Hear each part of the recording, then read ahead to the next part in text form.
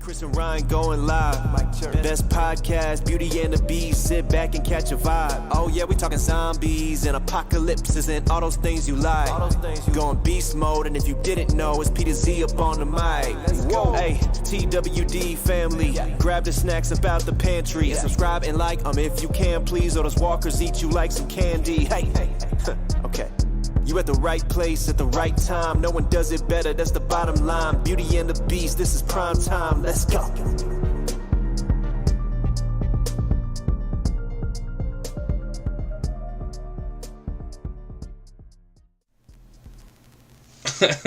All right, Pie. I don't need any of your attitude. Okay, whoa, what happened to Renee?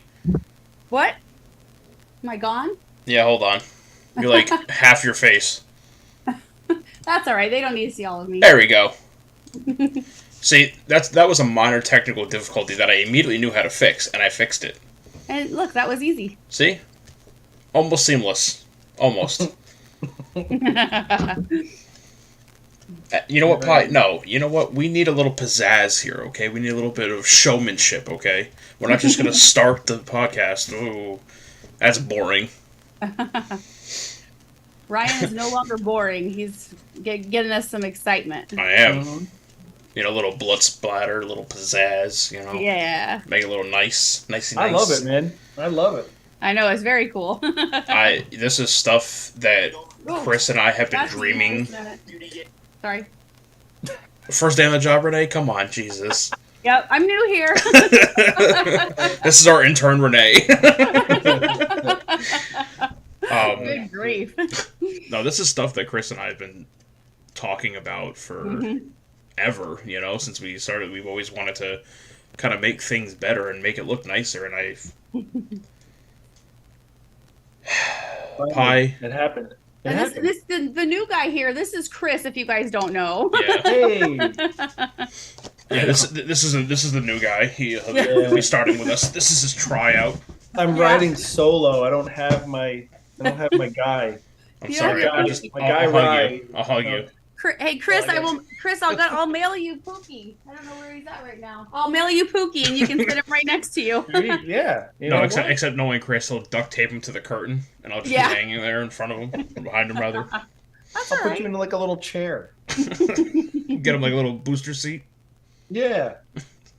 Actually, you can't see it, but over there, I actually have a scale model of the Iron Throne from Game of Thrones that he could sit on. That would be awesome.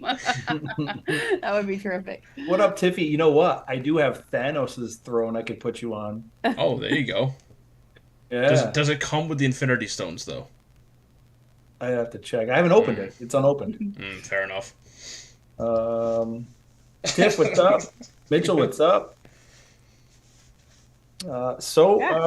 Hey, how's everybody doing? Can we talk about Austin? What?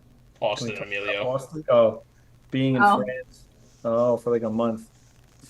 I don't know. What do you think about that? Do you think it has any weight to Daryl's stuff? No, right? I don't think so. He's probably, you know what it is? He's probably going to ride with him over there or something. Yeah. Well, because Austin and Norman are friends in real life. So, I mean, I wouldn't be surprised if he went there to see him. Wasn't he already on the show once? Right? Yeah. Yeah. I wouldn't read too much into it, Tiff. Sorry. But maybe, who knows? Well, you know, stranger things have happened. I had my doubts about Stephen Hogg, right? I mean. Oh, I knew that was happening.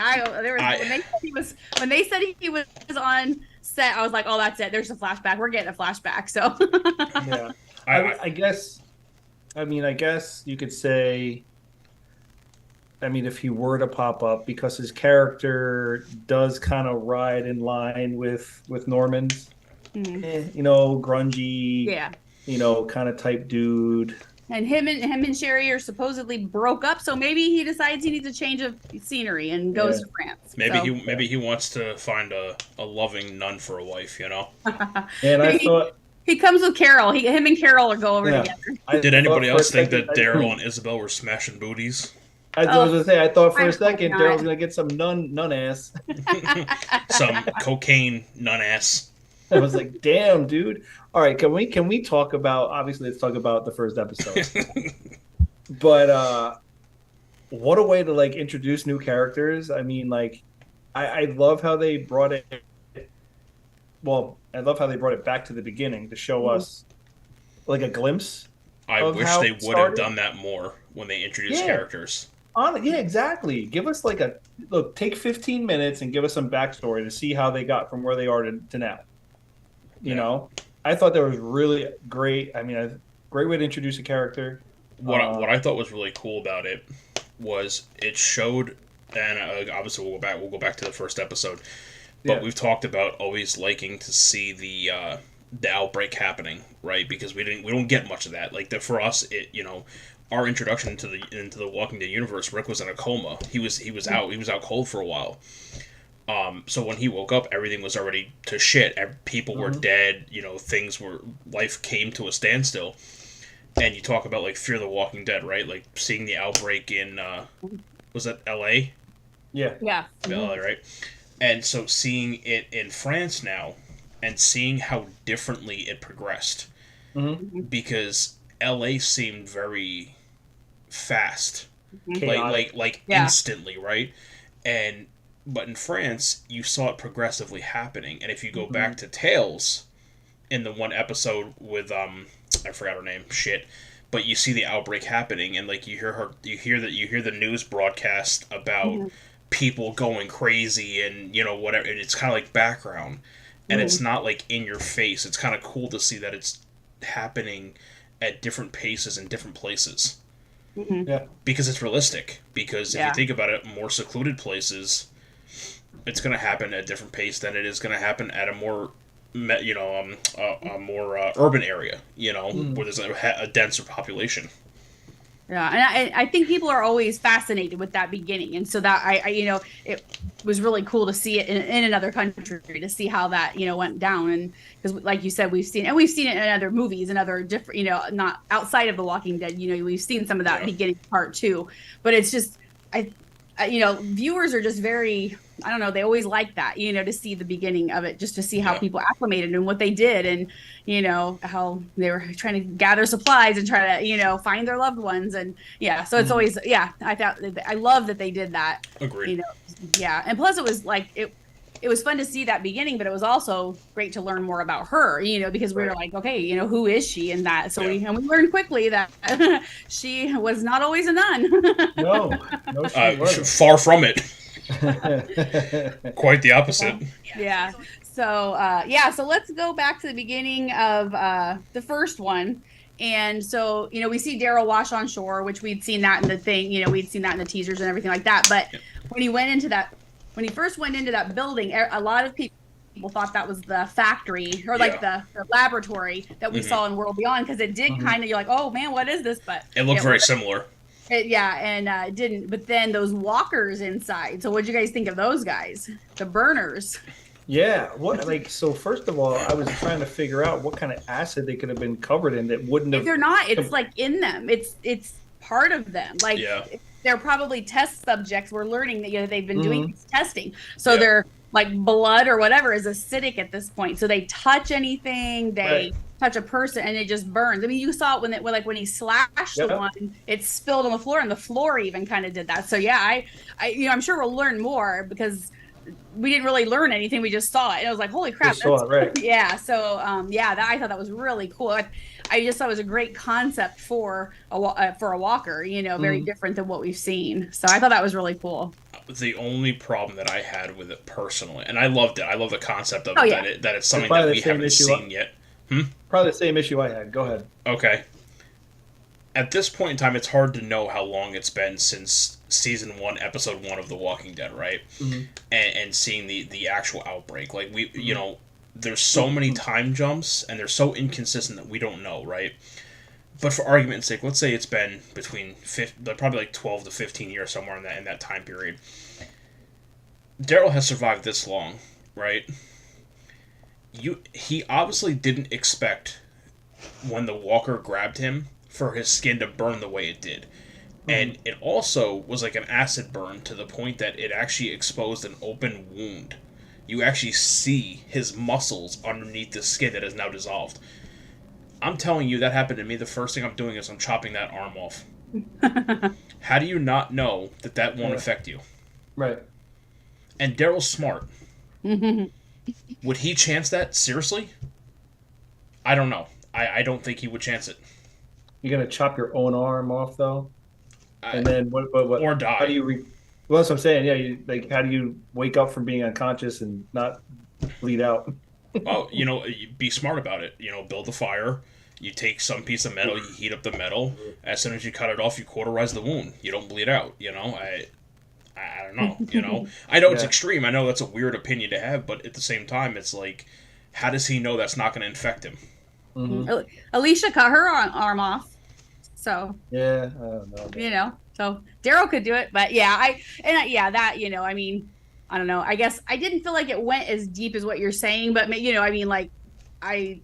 it's hard to say. I don't know, but it was cool anyway. I was like, that was really cool. Yeah, anytime they throw some kind of different, very, kind of different,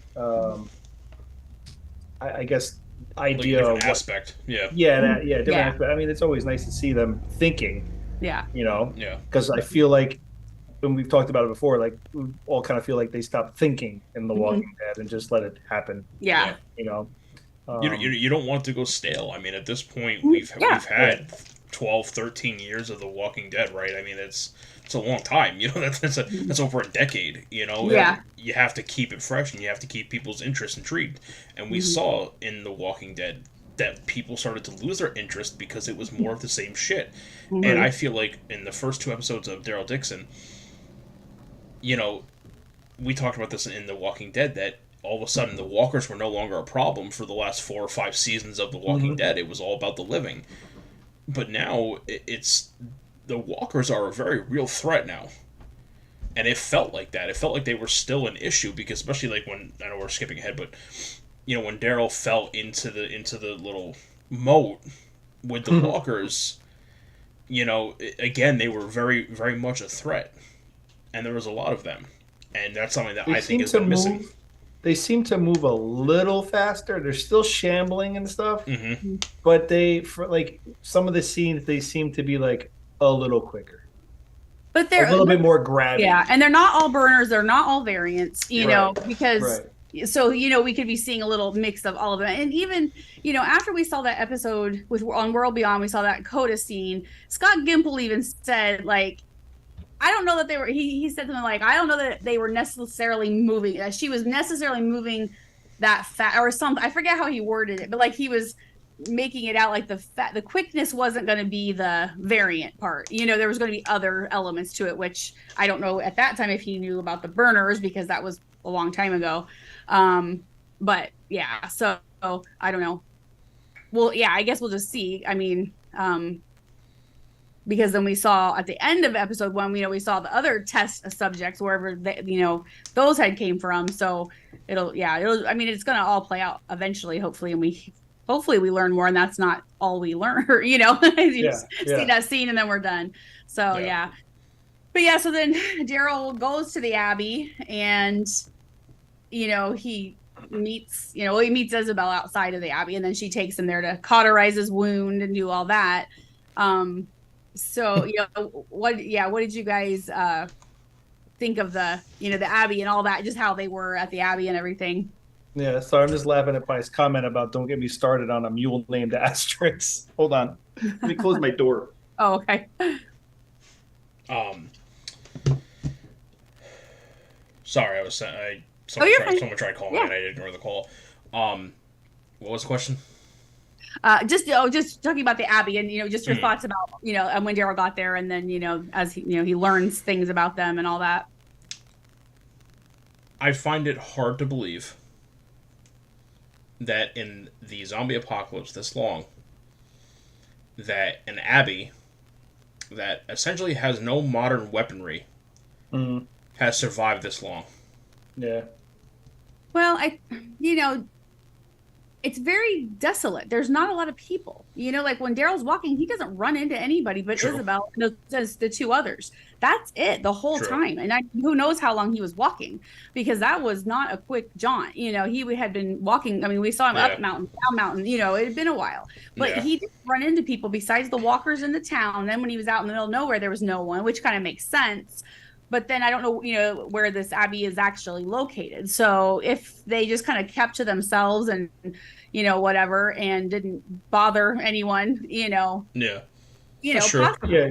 Because from where they're from, they head to Paris. So, like, who knows where their starting point was? Is it somewhere out in the, in the mountains in the middle of like some remote village? Yeah. But I did find it, obviously timing is everything. And of course, the bad guys show up as soon as he shows up. Of course. And it's like, were they tracking him this whole time and he thought he was alone?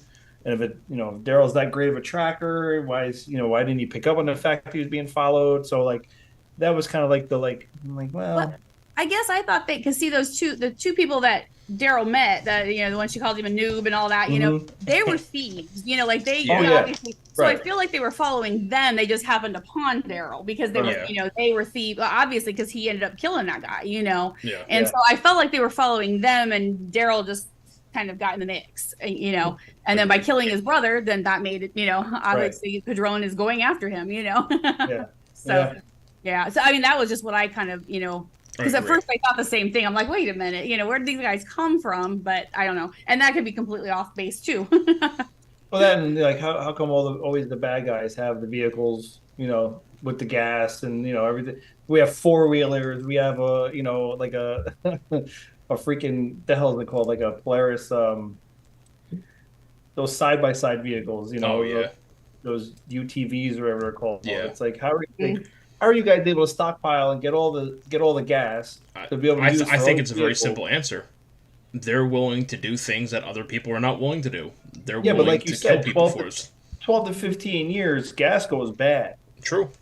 So, I mean, what are we, like, some of this stuff, I just kind of scratch my head. I'm like, everyone else has a donkey or a horse, and these guys got... Yeah, but then you've got people like the Croat who are using bodies to make methane, make fuel. So he's not the only smart guy out there, Some people. Yeah, no, I get it. So yeah, I mean, no, and I understand what you're saying, but I like, it's a show, and so I always just think, I mean, yeah, sometimes it's like kind of head scratchers, like how are they doing this? But like Ryan said, those guys, the governor, Negan, all those guys, they will do things that Daryl, Rick would never do, Right. So. They go that much far. They push it that much farther. So yeah. I agree. I think that they found some way of utilizing these vehicles, whether that be finding ways to recycle gasoline, to somehow filter their own, whether it be electric batteries, maybe. Who knows? Yeah, I'm going through Pie's comments. Pie's ridiculous. I know, I'm trying to read comments and comment, yeah. When you said that, oh shoot, I lost it already. Because I typed something and now I forgot. You said something and I lost it. Is it in the comments or no? No. Like Ryan said, whatever Ryan was saying, I thought of something while I was typing, but it was too much for my brain. I couldn't do it all. Zay asked, "Do you guys think the French created those walkers?" And I'm assuming you mean the ones with like the acid, the acid touch, basically. No, I think some scientist was messing around with possibly weaponizing the walkers in some way, and did whatever to make that happen. I think we'll find out more about that because of how much Greg Nicotero talked about this new version of a walker that had acidic blood, basically, or whatever the hell it was. But I think that we will definitely I think we'll definitely see them for sure. I think we'll find out what happened. I would say, I think it's safe to say that like most of the walkers you see are going to be they were laboratory made by somebody. Yeah. Whatever testing they were doing, whether they were weaponizing them or looking for a cure and messed up. Right. I mean, you even flash forward to episode 2 when they were on that ship and they were talking to the captain, and they referred to the walkers as test subjects. Yeah. Yep. Well, I wonder if those. Okay, here's my theory with those guys. So that ship came from the States because that's the one Daryl was on. Yep. Are those CRM test subjects that they brought over? That's what I think. That's exactly. Well, because what's her name, Gannett? She reminds me of Kublek from World Beyond. Yeah. She is spot on. Like I was like, they could be sisters. They look so, and their demeanor and everything. So I thought that was really interesting. You know, that just kind of a CRM tie kind of thing there. But I kind of wonder if those were from the CRM and they brought them over, and then Daryl, blew up the ship or whatever, and then ended up on a lifeboat. Which I still know how he went clear down around and got on the northern side, but whatever. That part's a little, I mean, some like uncharacteristic of him, like in a way for me, was the recording that he left behind. Mm-hmm. Like, how many people you've ran into in the past however many years. Like, why would you leave a trace of yourself? Mm-hmm. Yeah. Why wouldn't you want to stay, under radar and like off radar? But like, and I mean, I get maybe he still thinks that there are good people out there that'll help him. Yep. But the majority are all governors and Negans and everything else, Yeah, I think a lot of it is, his main goal, regardless of what he's doing in the meantime, his main goal is to get home. Get back home. And so he's just, I think he's just thinking of that. It's just heavy on him. And he's like, how am I doing this? So I mean, it did seem odd, but maybe just because he listened to the other guy give his account. Mm-hmm. So it's kind of like, okay, I'm going to tell my story too. So if someone finds my dead body or something, right. But because I thought it was uncharacteristic of him, but kind of the whole series right now. I was telling Gal yesterday, we were doing a podcast, and I said, I think we've heard Daryl talk more in the last 2 episodes than we have 11 seasons of The Walking Dead. And they're conversations, not grunts or, whatever. Yeah. So it's just a different Daryl because now the show's his, it's the spotlight's on him now. He doesn't have to be overshadowed by anybody else. So I think it's just different than what we're used to with him, Yeah. But it's been weird to see him without the crossbow. Yeah. But I think it's interesting how they've now introduced a female, lead of a group who uses a compound bow as her main weapon. Yep. So I'm waiting for that to be, I'm waiting for him to, I don't know, have to save her, and he grabs her bow type thing or something, in one of the episodes, or he gets a bow somehow. Because it's been very weird to see him without it. He still has his blade, which is always good, but to watch him wield a gun, it's just not the same. It was so funny seeing him shoot that flintlock pistol. Derek is the man that exists outside of time. I mean, first he had the fucking futuristic, assault rifle that he used in the against the saviors. You know what I mean? White camo, white camo. And now he's going back to fucking, the French Revolution with the fucking flintlock pistol. Yep. And it was so funny to hear, what's her name when she said, "Don't waste the powder." Mm-hmm. Yeah. I was like, to me that's just so funny. I don't know why. I'm like, I'm thinking back as like the American Revolution where you got to rip the powder packets and you got to dump the powder in and shit. I don't know. I mean, and that's another thing. Like, it's just amazing to how do you keep powder? I mean, it's powder. It's gunpowder. It gets moist, wet. Like, it doesn't have, over time, it kind of loses its oomph, Yeah. So, like, I can only imagine, actually trying to, fire one of those things and, having misfires all over the place. But again, I mean, how many Eugenes are there in the world that was making bullets? You know what I mean? Like, there's got to be people that, have those mechanical or chemical engineering backgrounds and they're able to think. I'm hoping we get to meet. Yeah. They introduce more people people like that. Yeah, that was great. To Pie's and the point, guy who collected. Oh, go ahead. No, I was just gonna say, Pie had made a comment about AMC and them thinking that France doesn't have access to modern weaponry. If I'm not mistaken, I actually think that France has one of the strictest gun laws.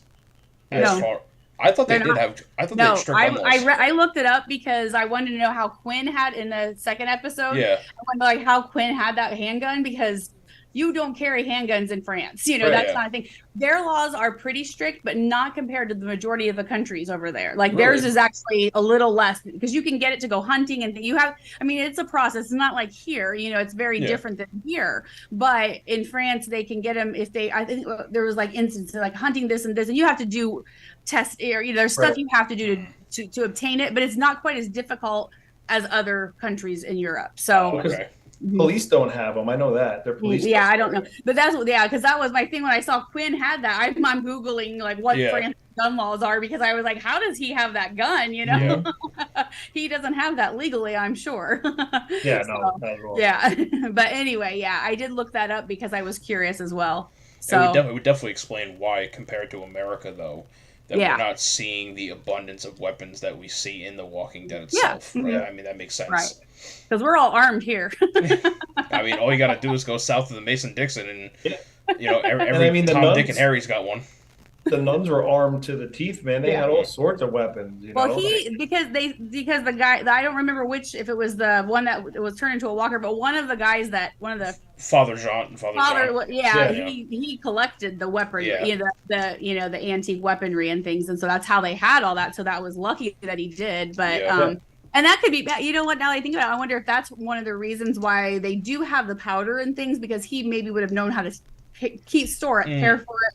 I don't know. Right. I mean, I know it's been however many years into the apocalypse, but I don't know. Pi, I'm not saying that you guys don't have guns in Europe. I'm just saying that compared to the United States, it's very different. It's very different process. I mean, like right now, I could go to Dick's Sporting Goods, a sporting goods store.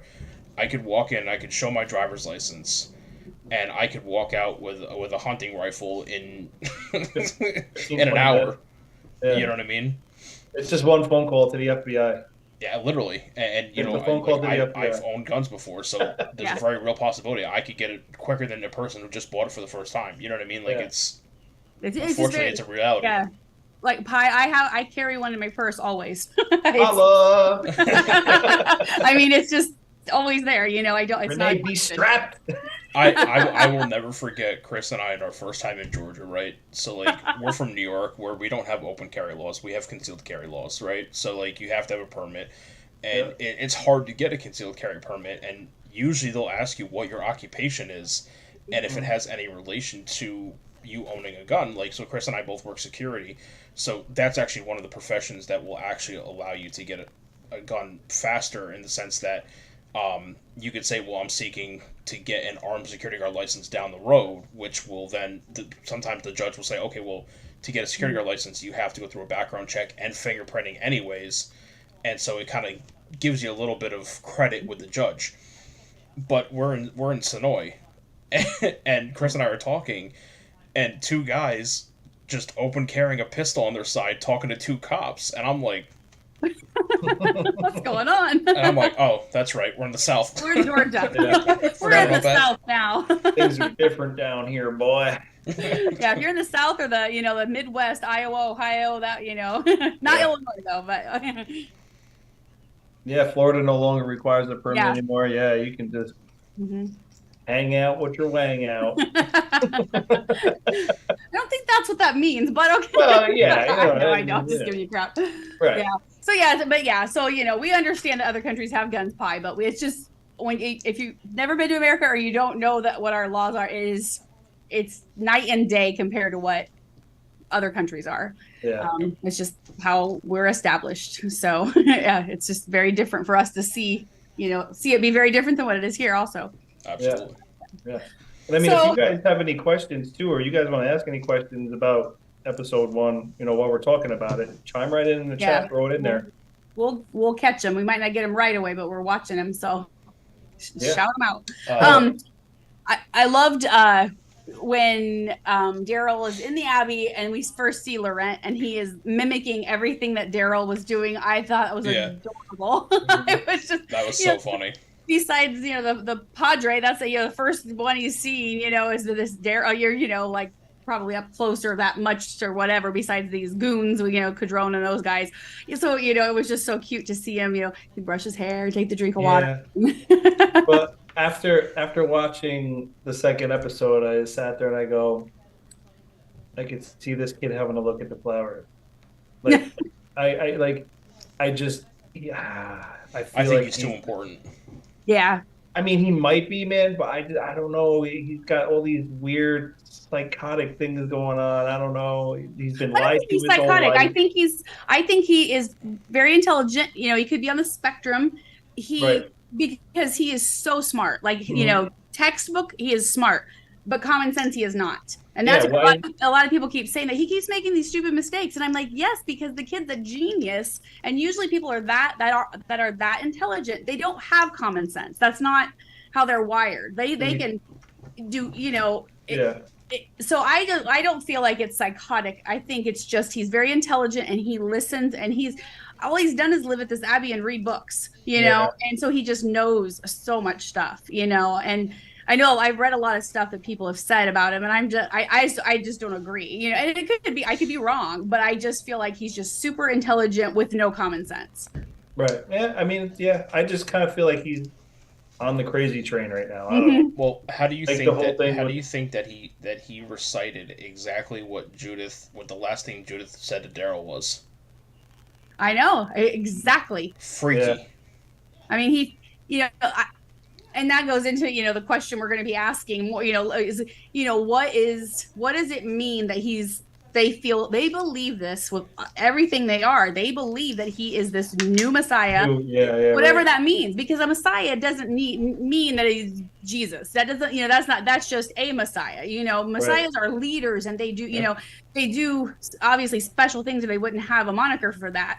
But he, I hope they don't go the route of, oh, he's the cure. And I don't think they will. No. I think they are putting so much emphasis on the religious aspects that this monk that came, he believes that he fulfilled a prophecy. Well, we don't know what that is, but that's what he believed that and shared that with Isabel and the others. And Isabel, she says that his birth was a miracle. They're saying all these things. And so I feel like they're really in, that religious thing, which I don't know what that's going to mean for him. Yeah. But he feels things. He says he feels them in his stomach. He knew Daryl was sad because he feels it in his stomach. And then he recites word for word what the last thing is that Judith said to Daryl. That was crazy. I gasped when he did that. Yeah. But you know what, though? This is not the first time that we've seen people with extrasensory perception in Walking Dead. I mean, we saw it in Tales, right? Mm-hmm. Right. Yeah. I mean, in Eugene, too, in a way. I mean, yeah. Mm-hmm.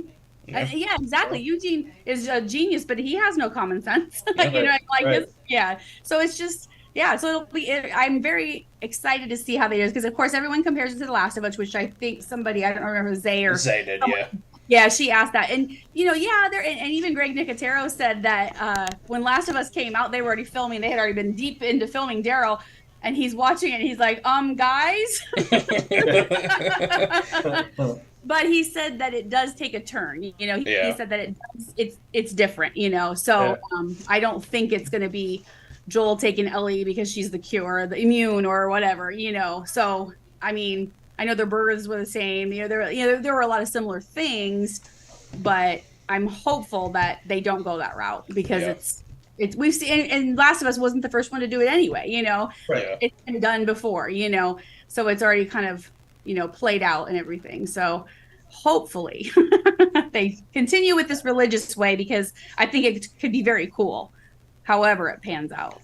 Right. Yeah. I mean, it's definitely, I got to say, the whole Father Daryl thing had me dying laughing. Seriously, because his look on his face, like, yeah. What? Father Daryl, really? Father Daryl.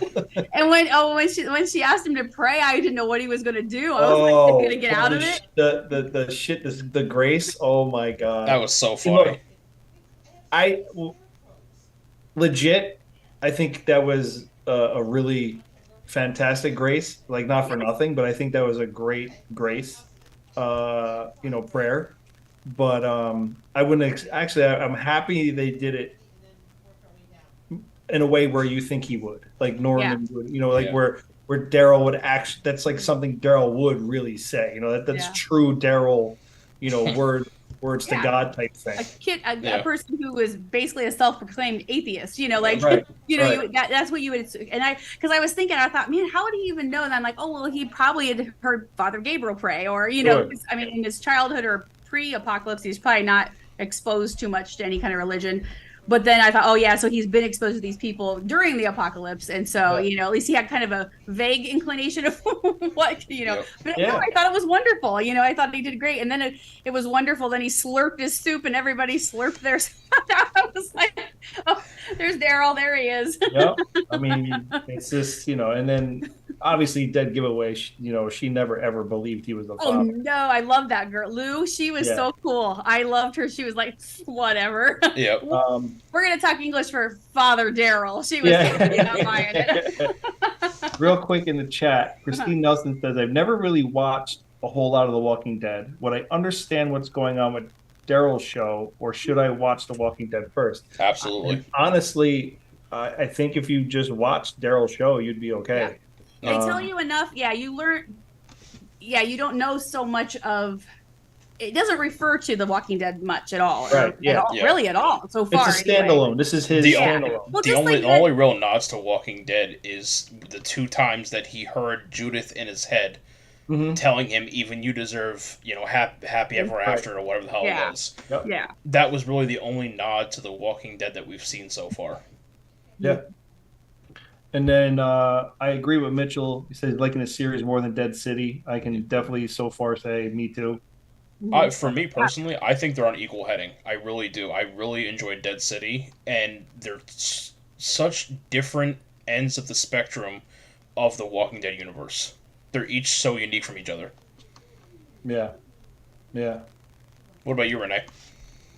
Yeah, I like Daryl better than Dead City, but I love Dead City, absolutely. But I feel, to answer her question, even Dead City, if you're interested in that, you could totally watch that, because they fill in enough blanks as they go that they're creating these so that someone who didn't have time to watch, or didn't care to watch 11 seasons, or stopped halfway through, or whatever the case was, you can watch these series and completely understand what's going on. Yeah, you can definitely get the fact that she doesn't like him because of something that happened in the past. You get glimpses of what happened, So so I would definitely watch it, because everyone knows Daryl's my favorite. Daryl's been my favorite since day one. I've always been a huge advocate, and when people rag on him, I'm always defending him. But I was not looking forward to the series. I was like, this is just gonna be garbage, because I didn't understand how they're gonna put this together. And as I started watching, I'm like, this is incredible. And I think part of it, I said this in Dead City too, the actors are executive producers in these series, and it will be with the ones who live, so they have a huge input to these characters they've been playing for years. It's because they know the ins and outs of that character. Even when you have like the Daryl Dixon, the majority of, a lot of them are new. They're new to the Walking Dead universe. You've got some carryover with some of them, but the majority of the crew, director, those people, the showrunner, they've never been in the Walking Dead universe, and so you get that unique feel. We don't just want to see The Walking Dead again. I mean, I can go back and watch that over anytime I want. I want something new, and I think they're doing a fantastic job. And I like Daryl Dixon. I think it was Greg Nicotero that said they were doing kind of and I can't remember which series he referenced, but back in the probably early 80s and things, a lot of the series, they had this leading man, and he would, whatever his I think of like Magnum PI for some reason. That's what it's kind of where he has a mission that episode. It's these people, either they impact his life, he impacts theirs, and he moves on. We don't see those people again. We go to the next phase of his journey, and that's what they're doing with this series.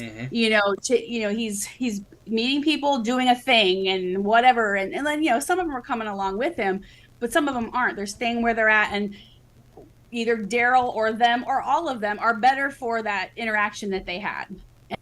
And so, and I love that. I just think that's fabulous, because then we don't have all these characters we have to keep track of, like in The Walking Dead, because it got so much where you're like, you wouldn't see somebody for 3 episodes. Like, what the heck? I don't even remember what they did.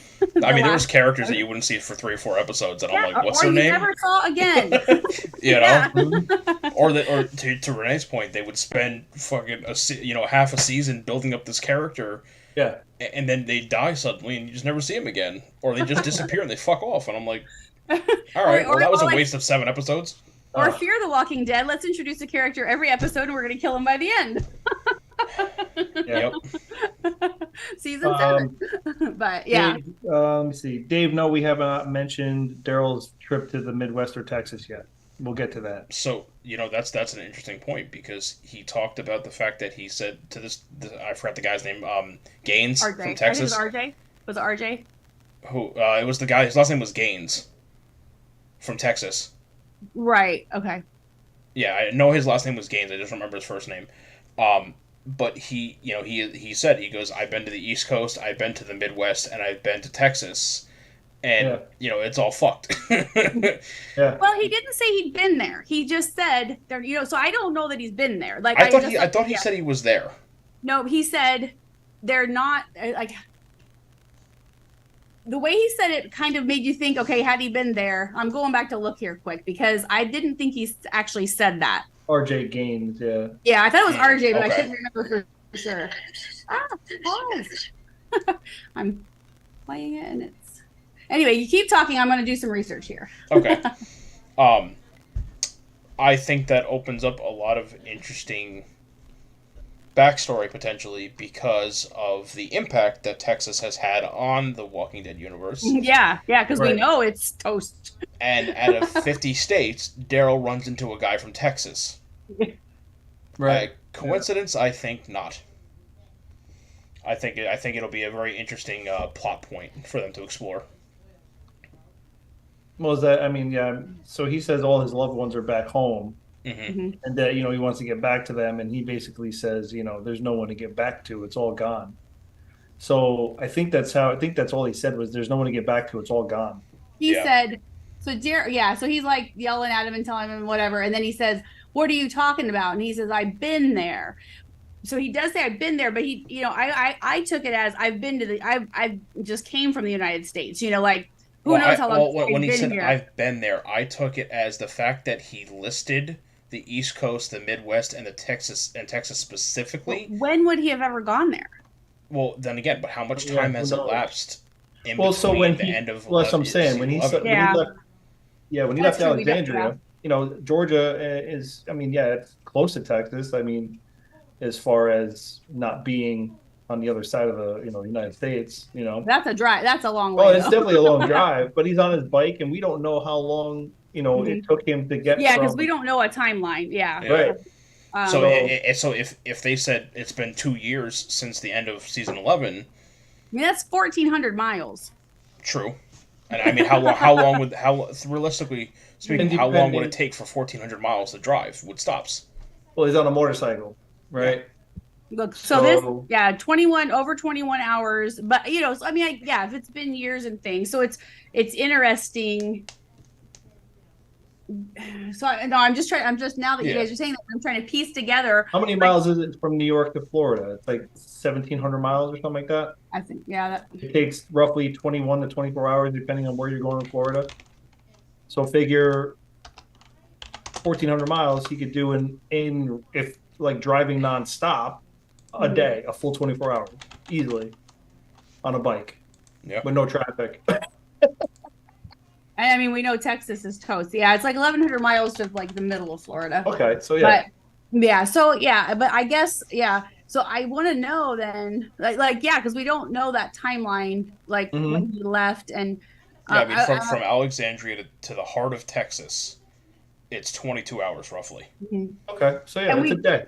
And we do see there was a teaser, and I don't know. I'm trying to remember if it was at the end of an episode or if it was one because I feel like it was at the end of one of the episodes where he says he's in Maine on the coast, which he's talking on a radio, and he says, "I'll be back in a couple weeks." Yeah.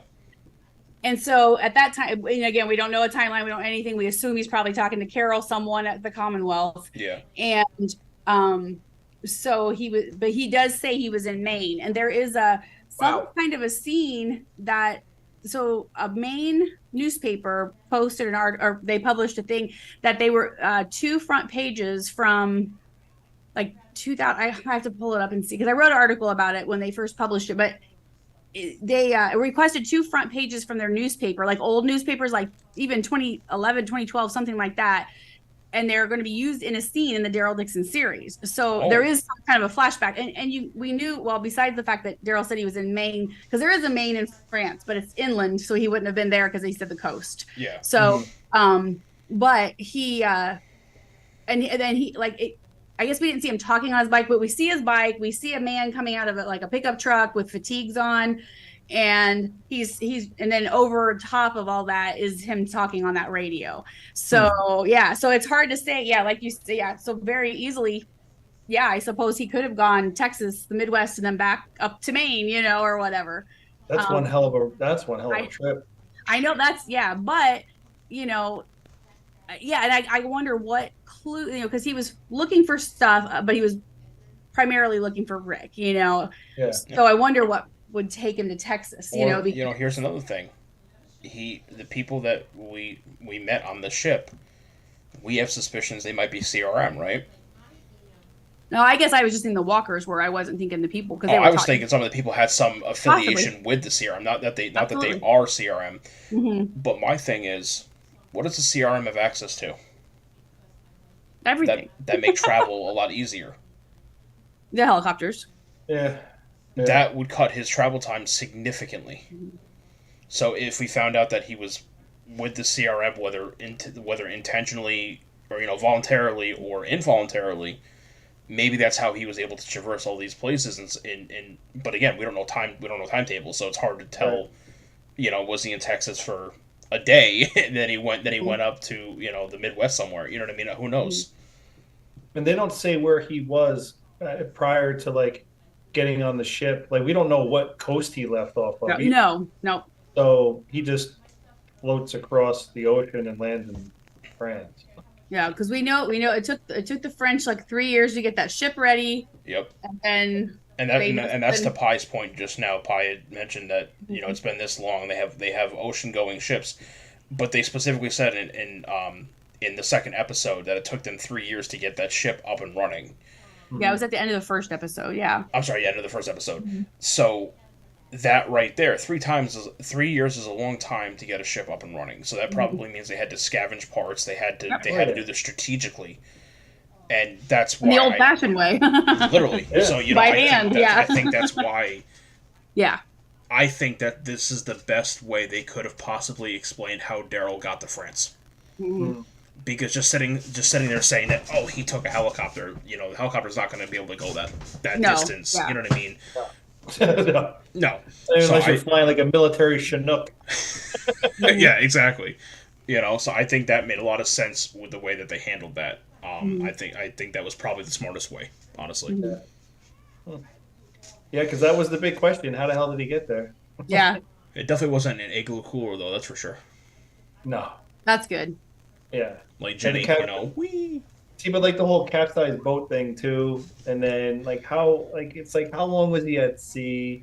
Well, he had to be there. Like he went. Okay, if you look at the map, the port was up this way. Daryl was around the end and south of the port. You know, he went a long way. Yeah. Plus, look how dehydrated he was. No water. You know, like no water, no food. Sun. Yeah. So how did you not fall off that thing into the ocean? He had the rope on him. I guess.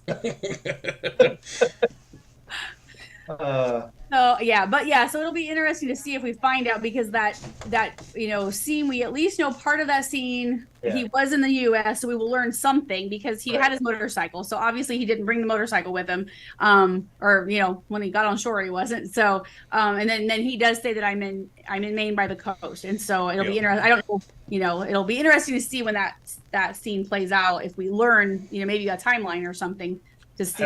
Have there been any images or anything of him finding another motorcycle? This was his motorcycle he had. I mean, like you could definitely tell. I'm thinking in France he could probably find himself like a World War II era sidecar. You know, honestly, I wouldn't be surprised if he does come with like. Because I mean, what's Daryl without a bike? You know, it's like Daryl without a crossbow. He's gonna have to get a bow and arrow. Yeah, he's got to find his crossbow, and the one bad guy did have the 4-wheeler, so I was waiting. He's gonna snatch the 4-wheeler. Yeah, so maybe if nothing else, we could see him that way. Yeah, that would be good. So. Yeah. But anyway, so okay, where are we at? We talked about that. We talked about like the bad guys. So Cadron and his I don't know the bad guys. I don't even know how you say it. I took French in school, but it's all gone out of my head by now. But so I thought it was really cool with the they kept calling the warrior nuns, when they came at the guys and they were gonna stand their ground and all that kind of stuff. So it'll be interesting to see what happens next, because the last we see, Cadron is looking at their map. He sees the map of where why would you leave that on the wall? Take that with you. Stare it down. And then he found his tape recorder, so he knows about him at least a little bit anyway. So at least he knows he's from America. I mean, he's not lying about that, of course. But, I don't know. I mean, it's always interesting to see when they introduce a bad guy, the bad guys. So I'm interested to see how crazy they make this guy. Well, the actor said that Norman hits him a lot or something like that in an interview. So he was talking about that he punches, and he did say that everyone will he couldn't go into a lot of details, just like one of those quick clips to meet his character kind of thing. And he's like, he goes, and viewers will see him as viewers will see him as a villain. So I don't know, so it'll be interesting to see how far that goes. And I mean, here we go. Is he a bad guy because he's a bad guy, or is he a bad guy because Daryl killed his brother? Yeah. I think he's got that face tattoo, man. He's got issues. I don't know. There's something going on there. Yeah. He's definitely a bad guy, but I think he's going to be an even bigger bad guy now because Daryl killed his brother. Yeah, he killed his brother. Now it's And then what did you guys think about Quinn then? So when we saw the flashbacks, with Isabel and everything, and so and it's not a secret, we will be seeing Quinn again because he is in his character description is that he is a black marketeer and that he owns an underground nightclub in the apocalypse. So anyway, but I just wondered what you guys what you think, what you thought of him or whatever. I actually thought that he was going to, when she ditched him and left him, I was like, that's going to be the bad guy. That's gonna be the ultimate bad guy right there. That's the beginning of his villain arc. Yeah, exactly. So, that's pretty much what I thought. Yeah. I know. I'm excited to see how it goes, because there was a clip, one of the teasers, you hear him say something about it's been a long time since we've seen each other or something like that. So, it'll be interesting to see how that plays out as well. I'm excited for that. Because like I said, as soon as I saw his gun, I was like, okay, this guy, you see his Mercedes and everything, and you think he's just, a wealthy whatever guy, and then you see him with his handgun. I'm like, nope, there's something else going on there. Plus, I mean, she has all this coke and everything too. So where's she getting that? And She left him at the gas station. He turned around and he looked for the first guy with a car, shot him and killed him, and took his vehicle and did whatever he got to do. That's exactly what happened. I guarantee it. So anyways, that'll be interesting to see that. And then another thing that I thought was really funny was when we saw her do the coke, we saw her do the pills, and I don't know how long time had gone on until she gets to Metro, and she's watching that. So I'm like, she's still, pretty coked out of her head, thinking, is this really happening? Are these people really eating and attacking them? Or she's like, is this real, or am I imagining this? So that kind of one hell of an effed up trip, man. That's what I was thinking. I never want to do your coke again. I'm done. What was in those pills? But Mitchell said that Quinn was stupid to think that Isabel was going to leave her sister 100%. Because she took care of her, obviously, and it's but I mean, that whole backstory of them, with her being a pickpocket and all the drug use and things, it's just not what I expected. quite the opposite of a nun. now she's disguising herself as a nun. That's all she is using it as a cover. Yep. Well, but she said that good choices that, because Daryl said something about what brought you here. So he's like, a bunch of bad choices. What brought you here? A bunch of good choices. So like, she's, I think, trying anyway. And then I was so mad at her for leaving that little girl. Why would you just ride your scooter home, honey? You just saw all these people eating and attacking. Why would you leave this little girl in the street? I was so mad. Yeah, I didn't get that either. I really did. I was like, what? Take her home. But at that point, she was a partier. She was heavily addicted to drugs, I can only assume. She was a pickpocketer. I mean, she was pretty selfish. But she was also took care of her sister, so y'all saw the compassionate side. Well, but that was her sister. That's her blood. Yeah. This little girl might be her neighbor. You know what I mean? Like, but the loyalty to your nun, the loyalty to your neighbor compared to your sister, that could be different. Well, I can still be angry about it, Ryan. I know, absolutely, of course. I was a little weirded out. I'm like, you're just gonna be like, hey, go home, bye. Yeah. Oh, hey, by the way, don't get bit by the weird thing, like. Yeah, if somebody comes at you, go faster on your scooter. Yeah. Best of luck to you. Yeah. So anyway, that was just but I thought it was a very interesting scene to put in there too, because it was just very, I don't know, this just didn't fit, Well, it didn't. See, that's the thing. It didn't fit. It fit the person she was. Yeah. And now, obviously she's trying to do a lot of redemption stuff by the life she's living now, basically. Yeah. I'm sure she definitely thinks about that day a lot. Mm-hmm. Oh, absolutely. But so anyway, I thought that I love that whole flashback stuff. It was just fun to learn all that and find out something very not expected about her. Yeah, exactly. I mean, so I said, like, I really enjoyed the fact that they went back to the beginning, to show where the character, a little character backstory. It's always nice to open up, the character itself to the audience. Yeah. So I thought they did a good job with that. Agreed. Let me say, French parenting doesn't believe in coddling children. They gotta be more independent. Well, coddling and that isn't coddling when you're warning a child about these undead people that are going to chomp on you. I don't feel like that's coddling. Right. Good stuff. Yeah, but and I'm trying to think of what we kind of rambled all over the place. See if we touched on everything. I don't know. I think we did. Mm-hmm. Trying to think. Yeah, I mean the second episode, it definitely had a lot going on. Yeah. It was everything from the donkey Asterix to Asterix Which, the donkey. I posted a picture of him on Twitter and said R.I.P. We all saw that coming. Yeah, I mean, definitely they're not letting a horse or anything of that nature live. Yeah. Poor guy. But I guess we didn't really talk. We touched on Lou a little bit, but we didn't talk about the Mork and Mindy scene and everything. That was fabulous. That was cool. Out of all the shows, I hear Nanu. Know why? Well, hold on. The next time you're at a funeral, though, and you're burying somebody, don't forget to say Nanu, Nanu. That was outstanding. It was like he just kind of like added, he gave some comic relief to that tense situation. But the reason they chose Mork and Mindy is because they keep referring to, I know Scott Gimple, Greg Nicotero, lots of them have said in this series, Daryl is a fish out of water. So the showrunner chose Mork and Mindy because Mork is an alien on an alien planet, like Daryl is, in this country. So that is why he used that. So I thought that was really cool. And then another side note, I thought it was very cool.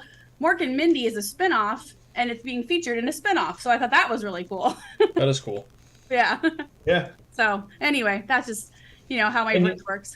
When they're watching that too. They do zoom in on Daryl because he had that flashback. You could tell like he was like thrown back to his childhood, and he had like a smirk on his face for a little bit, like enjoying it, and then it became very serious. Mm-hmm. As he went into my childhood was fun. you know. Well, and then he said later that him and Merle watched those episodes together, to escape from things, so I think, it was all it was just all that flooding back to him. But I loved it. And another little tidbit. So we all know how Daryl is with kids and things, they've all just kind of flocked to him and things like that. Well, the showrunner wanted to make sure that they felt this camaraderie with him. He kind of wanted the kids to go to him and stuff like that. And he didn't even have to school the kids. They kind of just were naturally drawn to Norman Reedus. It's just how the kids, I don't know if it's because he's childlike himself or what it is about him, but they kind of a lot of that wasn't even scripted. The kids were just hold on to his arm or whatever, just that kind of stuff. So I thought that was very cool that, that worked out that way and stuff. That is cool. So, yeah, just made the scene that much cuter. I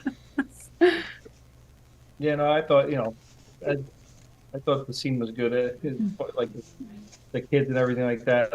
He's like, "What is this?" And they're like, "You'll see." Yeah, and then they knew every word, every single word. I loved it. This is the only show they have, and the little dude on his bike, running the TV and everything. Yeah. That was so cool. It shows that there's definitely, they said, well, the teacher, the old woman who died, I'm sure is the one who taught him all these things. Oh yeah. And then the whole thing about lying that came up. In the end, he basically has to tell her name's Lou. Yeah, he's like, I lied to you for a horse. I had to lie to you for a horse. And we're kind of seeing that pattern with Daryl. He's being very honest with people. He, even things he's telling Isabel and stuff. Even the only person that he ever was real open with was Carol. But there's times he wouldn't tell her the whole this.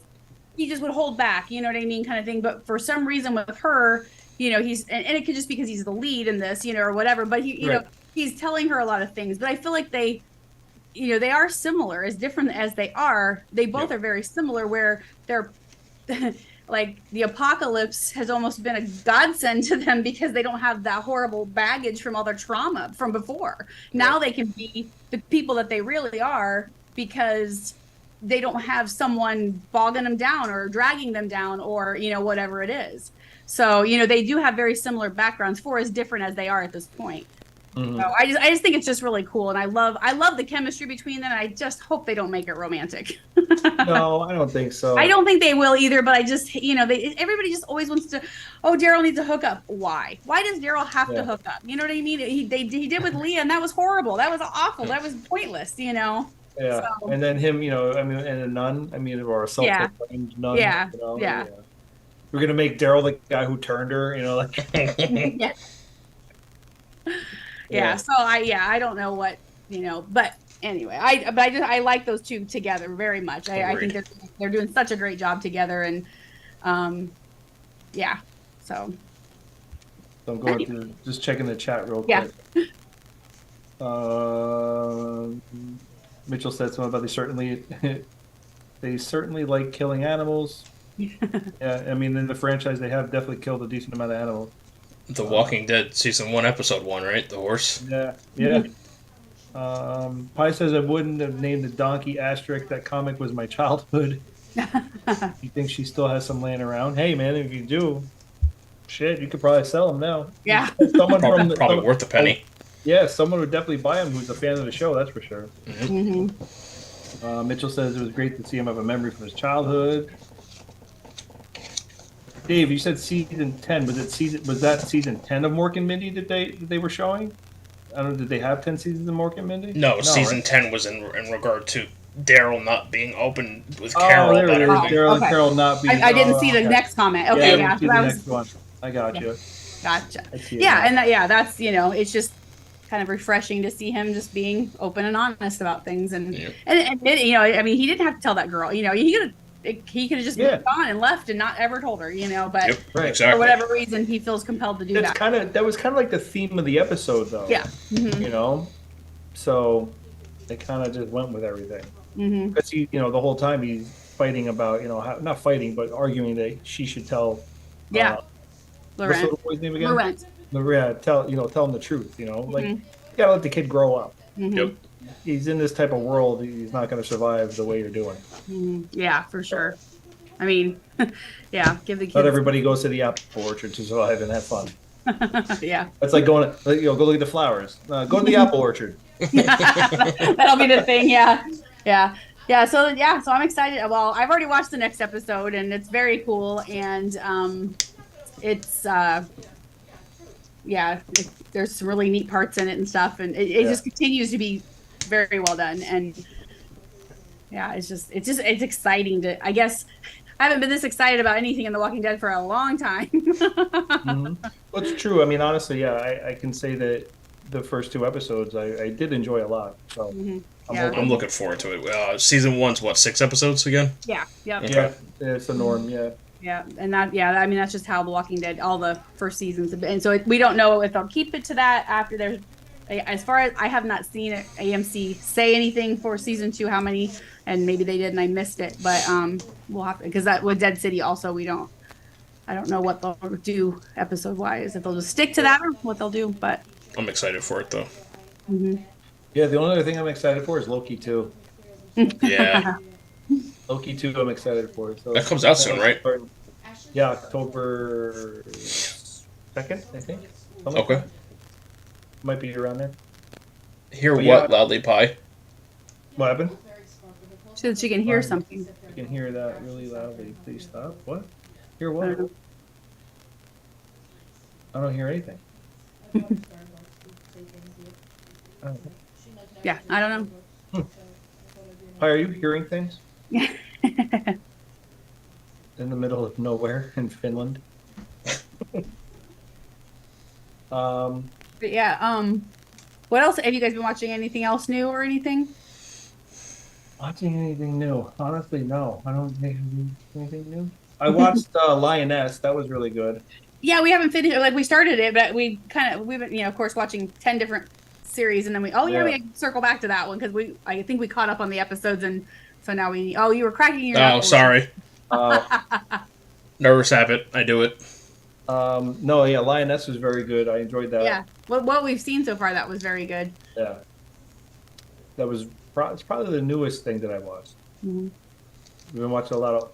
We always watch old rerun stuff. Yeah, me too. So. What is it? Watching Brothers. Oh yeah, somebody was watching Brothers and Sisters, and I was just kind of like hanging out on the couch. We've been watching a lot of stuff on Apple TV because I didn't even know we had Apple TV, and Josh's like, "Yeah, we have that." I'm like, so we watched like now I can't remember the names of them now. Is it Platonic? I think. No, not that. Yeah, I didn't care for that. Was Seth Rogen.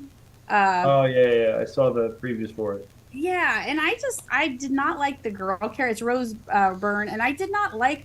I don't know. I wasn't fond of her character, how she was as a person and stuff. And then we watched. Oh, Shrinking is really good. That's why can't I think of Harrison Ford and Marshall from How I Met Your Mother. Oh, Segel. yeah. Yeah. And that one's really good. Yeah, that was really fun. It was a very different role for Harrison Ford, and to see him in this series kind of thing, and whatever. But it was a really good one, and it got renewed for a second season, so I'm excited for that. That's awesome. Platonic, yeah, Dave said Platonic, and then Tiffany said Hijack on Apple. Oh, Hijack is so good. Yes. Okay. Yes, good one, Dave. That one is awesome. Let me see. Dave said, by the way, you can watch RJ Gaines in a series called Glitch, which is relevant because it involves raising the dead back to life. Okay. Oh yeah, because I've got that in my Netflix queue. So the I'll have actors to in watch that. that. Interesting. Yeah, I have it in my queue with about 1,000 other. Right. But yeah, and we've been watching a lot of September, October is horror films around here, so we watched a lot. We watched Sleepaway Camp, the original, the other night because Joy had never watched it, so it was that's just such a very odd series or film. Yeah.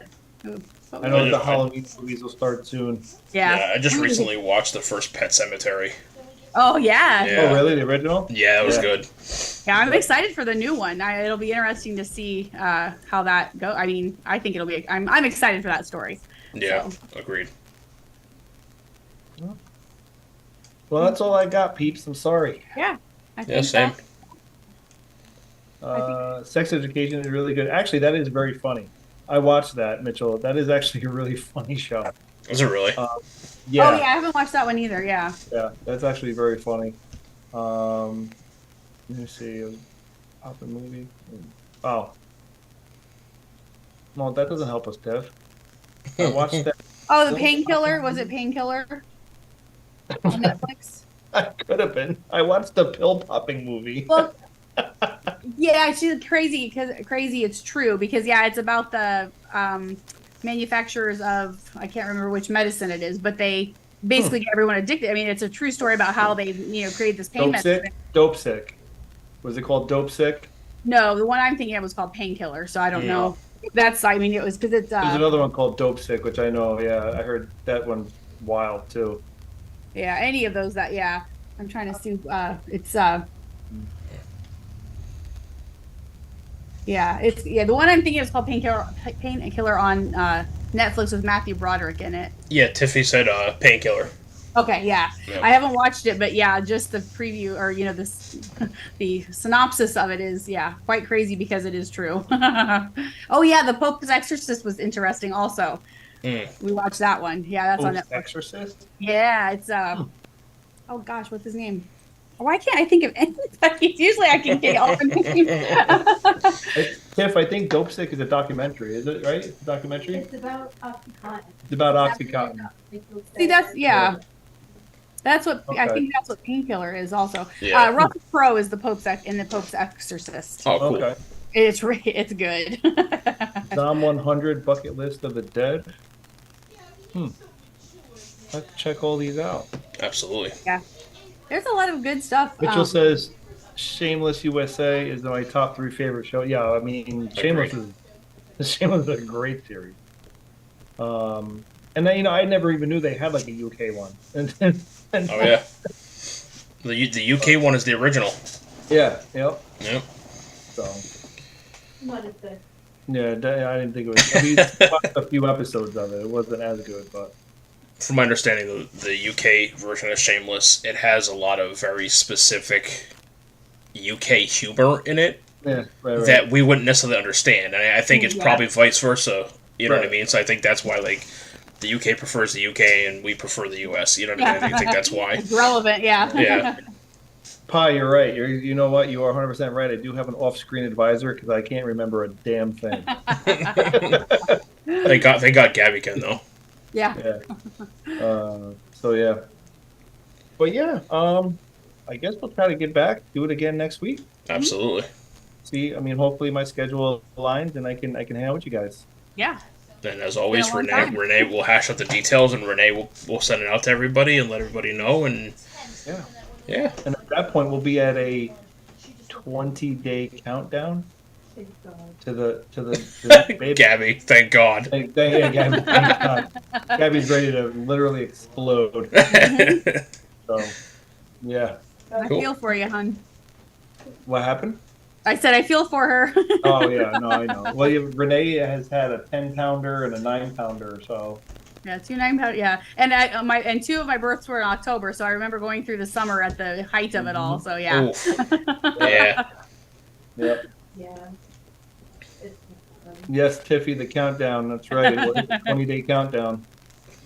So, but yeah, I missed you guys. I'm happy I was able to make it here and hang out with you guys. And I'm definitely going to try to see if I can do it again next week. Yes. Sounds good. Everybody be good. I love you guys. Peace out. All right.